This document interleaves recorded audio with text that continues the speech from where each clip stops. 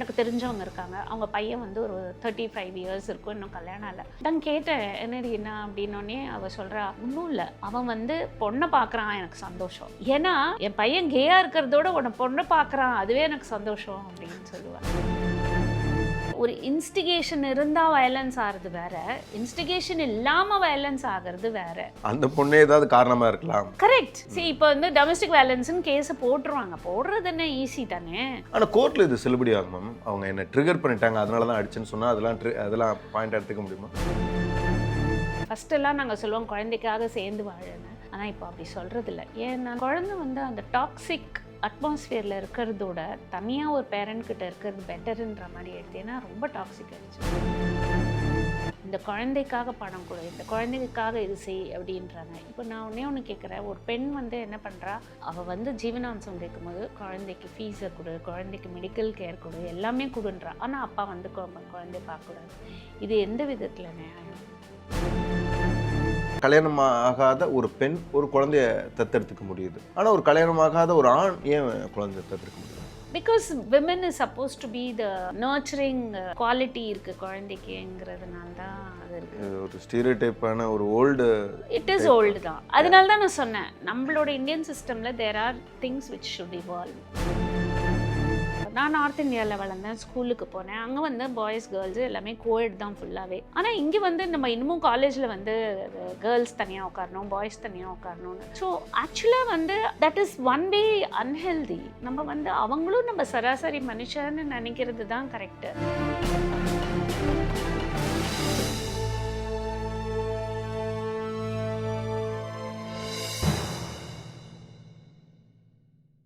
கல்யாணம் ஆகிற வயசு வரைக்கும் ஒருத்தர் கேவா இருந்து அவர் கல்யாணம் பண்ணா சரியாயிடும் நம்பிக்கையோட இருக்கிறாங்களா? நீங்க சொல்லுங்க எனக்கு.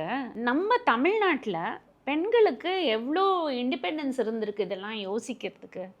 இல்லையே. இவன் வந்து கேன்னு புரிஞ்சுக்கிறதுக்கே ரொம்ப டைம் ஆகும். பிகாஸ் அந்த கேங்கிற புரிதலே நிறைய பேருக்கு இல்லை. நீங்கள் நினைக்கலாம், என்ன மேடம் இப்படி சொல்கிறாங்க? இல்லை, நிஜமாவே நிறைய பேருக்கு கேங்கிற புரிதல் கிடையாது. மெதுவாக தான் அவங்களுக்கு தெரியும், ஓஹோ இவர் கே அப்படின்னு சொல்லிட்டு அதை மறைச்சு கல்யாணம் பண்ணிடுறாங்க. ஃபர்ஸ்ட் ஆஃப் ஆல் அந்த பையனே வந்து வீட்டில் சொல்ல மாட்டான், ஏன்னா அவங்களுக்கு தெரியும் பேரண்ட்ஸ் அக்செப்ட் பண்ண முடியாதுன்னு சொல்லிட்டு. அந்த அக்செப்டன்ஸ் வந்து இன்னும் எங்கேயும் வரல.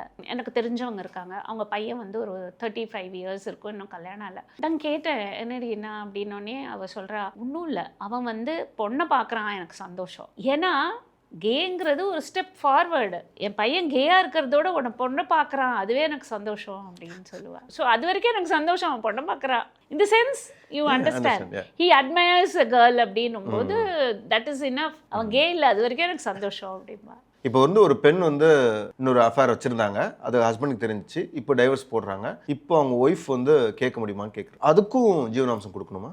கேட்க முடியும். கொடுக்கணுங்கிறது வேற, கேட்க முடியும். ஏன்னா திருப்பியும் அந்த உமன் அந்த மேன்னு இருக்கு இல்லையா, woman is depending on the man. ஒருவேளை மாற்றணுமா மேம்? ஏன்னா இது ஒரு நீங்கள் சொன்ன மாதிரி நான் சொன்னேன் ப்ரீனப் அக்ரிமெண்ட் மாற்றணும், எல்லாத்துக்கும் மாற்றணும். அப்படி அது அக்ரிமெண்ட்டை மாற்றணுமா, லாவை மாற்றணுமா? லா மாற்றணும். நான் எதுக்கு ஜீவனாம்சம் கொடுக்குறோன்னா டைவர்ஸ்க்கு கொடுக்குறோம். டைவர்ஸ் ஏன் பண்ணுறேன்னா, டைவர்ஸ் இல்லாமையே ஜீவனாம்சம் இருக்கே. இப்போ ஃபார் எக்ஸாம்பிள் ஒரு ஹஸ்பண்ட் ஒய்ஃப் வந்து பிரிஞ்சிருக்காங்க. ஒய்ஃப் வந்து பிரிஞ்சிருக்கும் போது கண்டிப்பாக அவள் வந்து கேட்கலாம், ஹஸ்பண்ட் எனக்கு மெயின்டெனன்ஸ் கொடுக்கணும். டிவோர்ஸ் ஆனால் தான் மெயின்டெனன்ஸ்னு கிடையாது, டிவோர்ஸ் ஆகாமையே மெயின்டெனன்ஸ் இருக்குது. இப்போ டிவோர்ஸ் வந்துட்டு வாங்குறாங்க, எதுக்காக வாங்குறாங்க? ஒரு ஆண் வந்து ஒரு தன்னோட ஒய்ஃபோடைய இதை வந்து ஏதோ ஒன்று பார்த்துட்டா, இன்னொருத்தவங்களோட இருக்கிற உடல் உறவு போன்ற ஏதோ ஒன்று இது பார்த்துட்டா, ஃபிசிக்கல் ரிலேஷன்ஷிப்பில் இருக்கிறத பார்த்துட்டான்னா, இனிமேல் உன்னோட வாழ முடியாது, இப்படி இருந்துட்டு நான் இனிமேல் உன்னோட வாழ முடியாதுன்னு சொல்லிட்டு கோர்ட்டில் போய் கேஸ் போட்டு டைவர்ஸ் வாங்குறான்னா, இப்போ கோர்ட் வந்து இவனுக்கு தண்டனை கொடுக்குற மாதிரி இருக்கேன்னு கேட்குறேன். அது கான்ஷியன்ஸ் தான் ஒர்க் பண்ணும். அதே தான், there are certain grey areas. அதுக்கு வந்து நான் இதுதான் கரெக்டு அதுதான் கரெக்டுன்னு சொல்கிறதுக்கு கிடையாது. பட் கண்டிப்பாக நீங்கள் கேட்குற கொஸ்டின் வேலிட் தான், நான் இல்லைன்னு சொல்ல. அவங்க அஃபேர் வச்சுருக்காங்க, ஸோ மெயின்டெனன்ஸ் கொடுக்கணுமா அப்படின்னு சொல்லிட்டு. எப்படி பார்க்குறோம் நம்ம ஜீவனாம்சங்கிறது வந்து அவங்களுக்கு ஒரு ஃபினான்ஷியல் சப்போர்ட் தான் பார்க்குறோம். They don't have anybody. எப்படி வாழ்வாங்க அவங்க? அது வந்து நீங்கள் அஃபேருங்கிறது வேறு. பட் இவங்க வந்து எப்படி வாழ்வாங்க? they need money to subsist இல்லையா. affair is different, she is not living with him இல்லையா. so it depends on the circumstances, you will have to take a call. ஏன்னா இப்போ வந்து அதுதான் சொன்னேனே, நிறைய மாற்றம் வருது, நிறைய things are changing. affair இருந்தால் கூட சேர்ந்து வாழ்கிறவங்க நிறைய பேர் இருக்காங்க. இந்த ஃபேமிலி கேஸ் வந்து அப்பீல் பண்ணி அதுக்குண்டான கேஸ் ப்ரொசீஜர் போயிட்டு இருக்கும்போது வந்துட்டு அது கிரிமினல் கேஸாக மாறி இருக்கா? இருக்கு. இப்போ நம்ம வந்து டொமெஸ்டிக் வயலன்ஸ்ன்னு சொல்கிறோம் இல்லையா, அது கிரிமினல் கேஸ். டொமெஸ்டிக் வயலன்ஸுன்றது வந்து உங்களுக்கு கண்டிப்பாக தெரியும். கணவன் வந்து மனைவியை வந்து அப்யூஸ் பண்ணுறாரு, க்ரூவல்ட்டி, லைக் அடிக்கிறாரு, உதைக்கிறாரு. ரிவர்ஸ்லையும் சொல்லலாமா மேம்? இருக்கு, ரிவர்ஸ்லையும் சொல்லலாம்.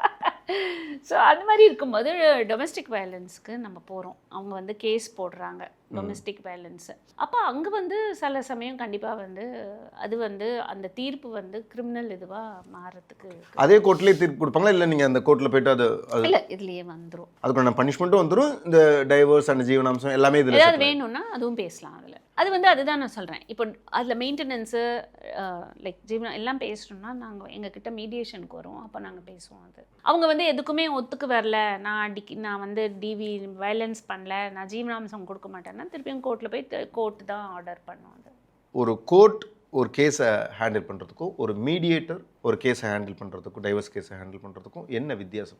கோர்ட் வந்து ஃபேக்ட்ஸ் பார்ப்போம், நாங்கள் வந்து எல்லாமே பார்ப்போம். லைக் அவங்க இமோஷன்ஸு எல்லாமே, அவங்க சொல்கிறது, அவங்க பேசுகிறது கேட்போம். நிறைய டைம் எடுத்துப்போம். கோர்ட்டில் வந்து அவ்வளோ டைம் இருக்காது. எல்லாமே புரிஞ்சுப்போம். அவங்கள சுற்றி இருக்கிறவங்க, அவங்க அம்மா அப்பா எல்லார பற்றியும் பேசுவோம். எல்லாமே அஃப்கோர்ஸ் அவங்க அலௌடு கிடையாது மீடியேஷனில், only husband wife allowed. So அதெல்லாம் புரிஞ்சுக்கிட்டு அதுக்கப்புறம் தான் ஒரு செட்டில்மெண்ட்டுன்னு ஒன்று வரும். அந்த செட்டில்மெண்ட் வந்து நாங்கள் சொல்ல முடியாது, நீ அது பண்ணு அதை பண்ணுன்னு. அவங்களா வந்து ஒன்று டிசைட் பண்ணணும். இந்த மாதிரியான உங்ககிட்ட வர்ற கேசஸ் வந்துட்டு எந்த அளவுக்கு வந்துட்டு அண்டர்ஸ்டாண்டிங்காக விலகி போகிறாங்கங்கிறது பார்க்க முடியும். நான் இப்போ வந்து அந்த ஃப்ரெண்ட்ஸாக இருந்தாங்கன்னு சொன்னேன் இல்லையா, அந்த மாதிரி இன்னொன்று வந்திருக்கு. அவங்க ஃப்ரெண்ட்ஸ் தான், but they decided to divorce. When they decided, அந்த கசப்பு வந்து ஓரளவு இருக்குன்னு ரொம்ப இல்லை. ஆனால் நான் அதுதான் சொல்லுவேன், நீங்கள் வந்து அண்டர்ஸ்டாண்டிங்காக போகும்போது என்னை பொறுத்த வரைக்கும் நீங்கள் வெளியில் போனால் கூட ஒருத்தர் போனால் ஹலோ சொல்லி போகிற அளவுக்கு வச்சுக்கணும். தவிர அந்த கசப்பு தன்மையை அடுத்த லெவலுக்கு எடுத்துகிட்டு போகாதீங்கன்னு நாங்கள் வந்து அவங்களுக்கு சொல்லுவோம். பட் ரொம்ப டாக்ஸிக்காக வரவங்க நம்மளை வந்து பேசுகிறதே கேட்க மாட்டாங்க. It depends on person to person. நீங்கள் பொதுவாக வந்துட்டு மீடியேஷனுடைய மிக முக்கியமான வேலையே வந்து பார்த்தீங்கன்னா அதை சுமூகமாக முடிக்கிறதுக்கு தான் பார்ப்பீங்க. அண்ட் மோஸ்ட் இம்பார்ட்டன்ட்லி பாசிட்டிவாக முடிக்கணும்னு பார்ப்பீங்க. But when it comes to இந்த ஃபிசிக்கல் வயலன்ஸாக இருக்கலாம், அல்லது இந்த மாதிரியான நம்ம சோஃபார் இவ்வளோ நேரம் டிஸ்கஸ் பண்ண மாதிரி இந்த அஃபேராக இருக்கலாம், அல்லது ஒரு சைடு ரொம்ப பெரிய மிஸ்டேக் இருக்குது, அப்போவும் நீங்கள் அது மாதிரி நான் டேக் தான் எடுப்பீங்களா? லைக் மியூச்சுவலாக அவங்கள சேர்த்து வைக்கணும் தான் நினைப்பீங்களா? ஃபஸ்ட்டு வந்து மீடியேஷன் நாங்கள் வந்து சேர்த்து வைக்கிறது தான் நினைப்போம். ஆனால் அவங்க பேச ஆரம்பிச்சோன்னே தெரிஞ்சிடும் எங்களுக்கு இது வந்து சேர்த்து வைக்க முடியாதுன்னு சொல்லிட்டு. நினைப்பீங்களா அல்லது கூடாதுன்னு நினைப்பீங்களா? கூடாது எப்பவுமே நினைக்க மாட்டோம். ஏன்னா இப்போ ஒருத்தர் ஃபிசிக்கல் அபியூஸ் வந்து தொடர்ந்து 1 வருஷம் பண்ணியிருக்கிறாருங்கும் போது அது கூடாதுன்னு தானே நினைக்கணும்னு கேட்குறேன்.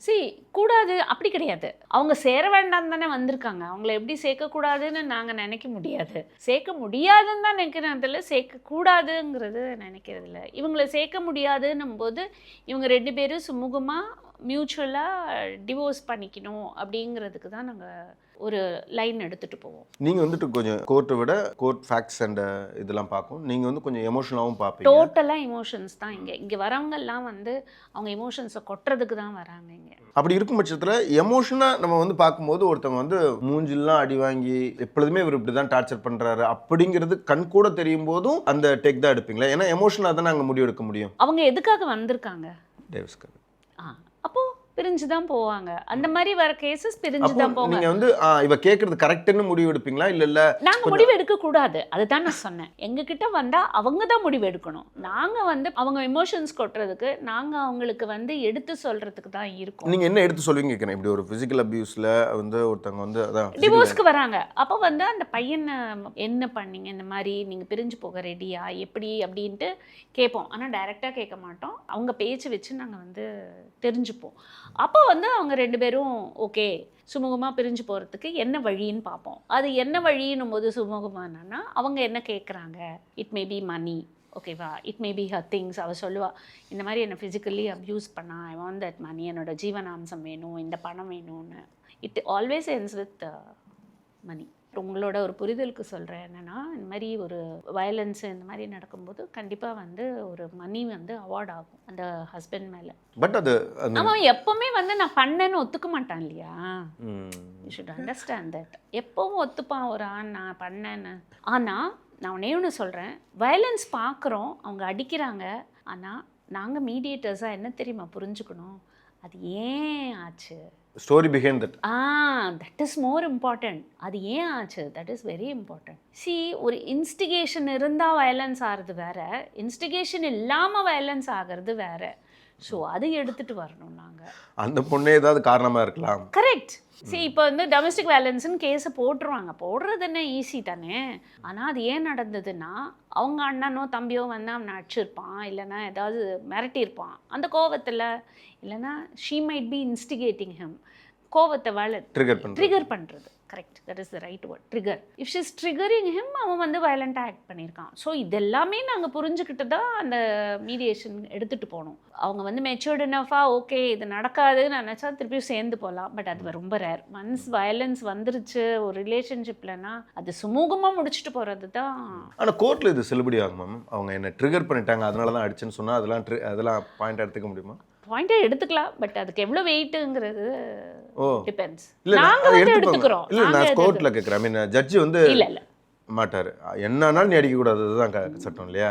எங்ககிட்ட நாங்கள் அதெல்லாம் பார்ப்போம். பட் அது வந்து எப்படி சொல்கிறது, வெளிப்படையாக அதை பற்றி டிஸ்கஸ் பண்ண மாட்டோம். என்ன நடந்தது புரிஞ்சுப்போம். இப்போ வந்து நிறைய படங்களில் வந்துட்டு சைல்டு அபியூஸ் பற்றி போல்டாக பேச ஆரம்பிச்சிருக்கிறாங்க. அது மாதிரியான கேசஸ்லாம் நீங்கள் பார்த்துருக்கீங்களா மேம்? அந்த மாதிரி கேசஸ் வருது. பட் எங்கிட்ட இது வரைக்கும் அது வரல. நான் சொன்னேன் இல்லையா, ப்ரையாரிட்டி வந்து எனக்கு குழந்தை அப்படின்னு சொல்லி சேர்ந்து வாழ்கிறவங்க இருக்காங்க. ஆனால் அந்த இது இல்லாமல் குழந்தை பற்றி கவலையப்படாமல் இருக்கிற பேரண்ட்ஸும் இருக்காங்க. அவங்க மனநிலை என்ன ஆகும் என்னன்னு அவங்கள பற்றி நினச்சிட்டு இருக்கும்போது, ஃபஸ்ட்டெல்லாம் நாங்கள் சொல்லுவோம் குழந்தைக்காக சேர்ந்து வாழன்னு. ஆனால் இப்போ அப்படி சொல்கிறதில்ல. ஏன்னா நான் சொல்லியிருக்கேன் உங்ககிட்ட முன்னாலேயே, குழந்தை வந்து அந்த டாக்ஸிக் அட்மாஸ்ஃபியரில் இருக்கிறதோட தனியாக ஒரு பேரண்ட்கிட்ட இருக்கிறது பெட்டருன்ற மாதிரி ஆயிடுச்சு. ஏன்னா ரொம்ப டாக்ஸிக் ஆகிடுச்சு. இன்னொன்று, நீங்கள் குழந்தைன்னு பேசும்போது இப்போ என்ன ஆயிடுச்சுன்னா, குழந்தைய வச்சு ஒரு பெண் வந்து குழந்தைய வச்சு, பெண் இல்லை பெண்ணாக இருந்தாலும் ஆணாக இருந்தாலும் குழந்தைய வச்சு டிமாண்ட்ஸ் வருது. என்னென்னா, ஜென்ரலாக ஒரு பிரிகிறாங்க, எங்ககிட்ட வரத்துக்குள்ளேயே ஒரு 2-3 வருஷம் பிரிஞ்சிருக்காங்க. அப்போ என்ன ஆகும், குழந்தை வந்து தாய்கிட்ட இருக்கும், இல்லைன்னா தகப்பன்கிட்ட இருக்கும். இவங்க என்ன செய்கிறாங்க, குழந்தைய வந்து அவங்க மேலே இருக்கிற கோவத்தில், like the other spouse, it may be the husband or wife, குழந்தைய வச்சுட்டு ரொம்ப பிளாக்மெயில் பண்ணுறாங்க. It's sort of a blackmail தான். குழந்தைய பார்க்க விட மாட்டாங்க, பேச விட மாட்டாங்க, ஃபோனில் பேச விட மாட்டாங்க. அப்புறம் வந்து when they come for divorce வந்து குழந்தை அவங்க எப்படின்னா, இந்த குழந்தைக்காக பணம் கொடு, இந்த குழந்தைக்காக இது செய் அப்படின்றாங்க. இப்போ நான் ஒன்று கேட்குறேன், ஒரு பெண் வந்து என்ன பண்ணுறா, குழந்தையோட இருக்கா, அப்பாவை வந்து பார்க்க விடுற, ஆனால் அவள் வந்து ஜீவனாம்சம் கேட்கும்போது குழந்தைக்கு ஃபீஸை கொடு, குழந்தைக்கு மெடிக்கல் கேர் கொடு, எல்லாமே கொடுன்றா. ஆனால் அப்பா வந்து குழந்தைய பார்க்கக்கூடாது. இது எந்த விதத்தில் நியாயம்னு சொல்லுங்கள். ஸோ நாங்கள் சொல்லுவோம், நீ வந்து குழந்தைக்கு எல்லாமே கேட்குற, அவர் தான் அப்பா, சரிங்களா? அவர் அப்பான்னும் போது கண்டிப்பாக அவருக்கு வந்து உரிமை இருக்குது, குழந்தைய பார்க்குறதுக்கோ அவங்களோட பேசுகிறதுக்கோ கண்டிப்பாக உரிமை இருக்குது அப்படின்னு தான் நாங்கள் சொல்கிறோம். It works both ways. Even husband வந்து குழந்தையோட இருப்பார். நீங்கள் சொன்னீங்க இல்லையா, அஃபேர் என்னும்போது என்ன ஆகுது, அப்பா கோவம், ஸோ குழந்தைய வச்சுக்கிட்டு அவர் இருப்பார். அந்த lady she walks out of the house. ஆனால் இந்த அப்பாவும் சொல்லுவார் பார்க்கக்கூடாது. ஆனால் நாங்கள் ஹஸ்பண்டாக இருந்தாலும் சரி, ஒய்ஃபாக இருந்தாலும் ஒன்று சொல்கிறது என்னென்னா, குழந்தைக்கு அம்மா அப்பா 2 பேருமே வேணும். So if the child is with the mother, we say the father has every right to meet the child and talk to the child. So 2 பேருக்குமே, அம்மா அப்பாவுக்கு 2 பேருக்குமே உரிமை இருக்குது குழந்தையோட பார்க்குறதுக்கோ டைம் ஸ்பெண்ட் பண்ணுறதுக்கோ. கல்யாணம் ஆகாத ஒரு பெண் ஒரு குழந்தைய தத்தெடுத்துக்க முடியுது, ஆனால் ஒரு கல்யாணம் ஆகாத ஒரு ஆண் ஏன் குழந்தைய எடுக்க முடியல? Because women is suppose to be the nurturing quality இருக்குது குழந்தைக்குங்கிறதுனால தான் அது இருக்குது. ஒரு ஸ்டீரியோடைப்பான ஒரு ஓல்டு, இட் இஸ் ஓல்டு தான். அதனால தான் நான் சொன்னேன், நம்மளோட இந்தியன் சிஸ்டமில் there are things which should evolve. This is one of them. And டெஃபினட்டாக கேர்ள் சைல்டு வந்து தத்து கொடுக்க மாட்டாங்க ஒரு ஆணுக்கு. ஏன்னா we do fear that abuse from a man towards a woman. But இப்போ வந்து எல்லாமே இருக்கே, man abuses male child also. இப்போது நீங்கள் இது கேட்டோடனே எனக்கு ஒன்று ஞாபகம் வந்தது. இப்போ ரீசெண்டாக ஒரு இது வந்தப்போ, that lady is having she is living with summon, the girl child is with the father. அப்போது ஃபாதர் என்ன சொல்கிறாரு, நான் வந்து விசிட்டிங் வேணா அவள் எங்கள் வீட்டுக்கு வரட்டும், இல்லைன்னா ஒரு பப்ளிக் பிளேஸில் என் டாட்டரை மீட் பண்ணட்டும், நான் என் டாட்டரை வீட்டுக்கு அனுப்ப மாட்டேன் அப்படின்னு சொல்கிறாரு. Why do you think it is right? நான் உங்களை கேட்குறேன், அது ரைட்டுன்னு எனக்கு என்ன நினைக்கிறீங்க? கரெக்டு தானே? ஏன்னா அவள் வந்து இன்னொரு ஆணோட ஷீ இஸ் லிவிங். அப்படி இருக்கும்போது த ஃபாதர் திங்ஸ் அந்த கேர்ளுக்கு வந்து அங்கே போனால் சேஃப் இல்லை. ஸோ இந்த அளவு வந்து நம்ம இவால்வ் ஆயிருக்கோம். முன்னால் ஒரு 10 வருஷம் 10 இல்லை ஒரு 20 வருஷம் முன்னால் நம்ம இது மாதிரி யோசிச்சிருக்க மாட்டோம். ஏன்னா அப்பாஸ்தானத்தில் அப்பானா, ஆனால் நம்மளே பேப்பரில் படிக்கிறோம். ஆனால் இது வந்து இது எவால்வ்னு சொல்கிறதா அல்லது வந்து டிசால்வ்? அவேர்னஸ். ஓகே, அவேர்னஸா அல்லது என்ன சொல்கிறது, ஒரு மாதிரி இப்போ நான் டைலூட் ஆயிடுச்சு அந்த கிடையாது. ஃபார் எக்ஸாம்பிள் எடுத்துக்கோங்க, ஒரு 70s ஓகே 70sலேயே எடுத்துக்கோங்க, ஒரு பொண்ணு இருக்கா, ஒரு 8 வயசு பொண்ணு இருக்கா, அவங்க வீட்டுக்கு டெய்லி ஒரு விசிட்டர் வராரு, அவர் வந்து தப்பாக அவளோட பிஹேவ் பண்ணுறாரு. Not to the extent of physical, it is wrong. Good touch bad touch மாதிரி. Good touch bad. ஆனால் அந்த பேட் டச் வந்து அந்த பொண்ணுக்கு தெரியுமா? அவளுக்கு உணர முடியுது திஸ் இஸ் பேடுன்னு. பட் அவள் யார்ட்டையாவது போய் சொல்லுவாளா? சொல்ல மாட்டா. அதே இப்போ ஒரு 8-year-old இந்த பேட் டச்னா போய் சொல்லுவா இல்லையா? So awareness. இப்போ வந்து அந்த குழந்தைக்கு வந்து இது தப்புன்னு நான் சொல்லலாம், அந்த ஃப்ரீடம் வந்திருக்கு. பட் அதே 70sல அந்த ஃப்ரீடம் கிடையாது. கண்டிப்பாக வந்து அந்த பேட் டச் நடந்துக்கிட்டே இருக்கும். ஆனால் அவளால் வந்து இது வந்து யார்கிட்ட சொல்கிறது, டாபு, த சப்ஜெக்ட் இஸ் அ டாபு, நான் பேச முடியாது. இப்போ அது கிடையாது. இப்போ நான் ஃபிசிக்கல் ரிலேஷன்ஷிப் பற்றி உங்களுக்கு ஓப்பனாக பேசுகிறேன். we are able to talk about gay, we are able to talk about physical relationship and everything. அப்போ நம்மளால் பேச முடியுமா? பேச முடியாது. அது வந்து டாபோ, ஐயோ பேசக்கூடாது அப்படின்னு சொல்கிறது. இன்னொன்று வந்து நான் நார்த் இந்தியாவில் வளர்ந்தேன், ஸ்கூலுக்கு போனேன், அங்கே வந்து பாய்ஸ் கேர்ள்ஸு எல்லாமே கோஎட் தான் ஃபுல்லாகவே. ஆனால் இங்கே வந்து நம்ம இன்னமும் காலேஜில் வந்து கேர்ள்ஸ் தனியாக உட்காரணும், பாய்ஸ் தனியாக உட்காரணும்னு. ஸோ ஆக்சுவலாக வந்து that is one way unhealthy.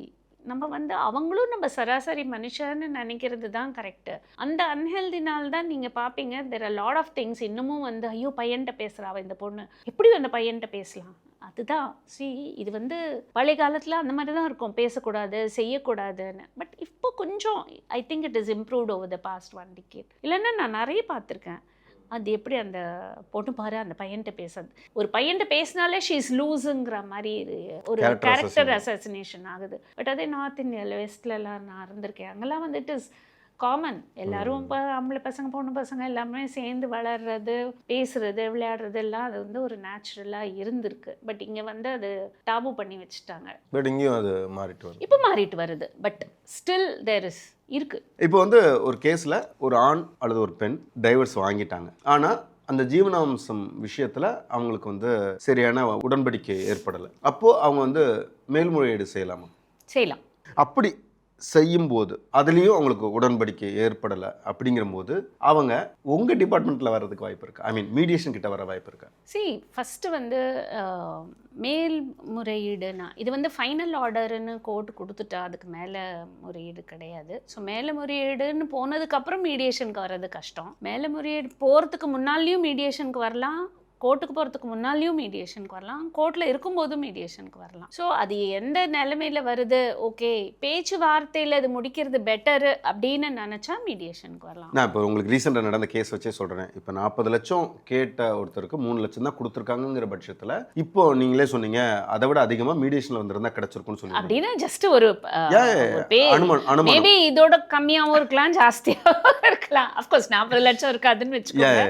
But கண்டிப்பா பேச்சுவார்த்தை இது எப்படின்னு சொன்னா, இங்க மீடியேஷன்ல பேச்சுவார்த்தைன்னும் போது அந்த பெண்ணுங்கிறவ வந்து இதெல்லாம் எனக்கு தேவைன்னு சொல்றதும், ஆனா அதை அக்செப்ட் பண்ணிட்டு சரி இவளுக்கு இதெல்லாம் தேவை நான் இவ்வளவு கொடுக்குறேன்னு அவங்க வர்றதும் தான் மீடியேஷன். ஆனா அவங்க கோவத்திலையும் ரொம்ப ஒரு பழி வாங்குற உணர்வுல வரும்போது அவங்க வந்து என்ன சொல்றது, ஒரு கிளியர் தாட் இருக்காது என்ன வேணுங்கிறது. ஸோ இது தீர்மானம் யார் பண்ணது, 3 லட்சம் கொடுக்கணும்னு கோர்ட் தீர்மானம் பண்ணது.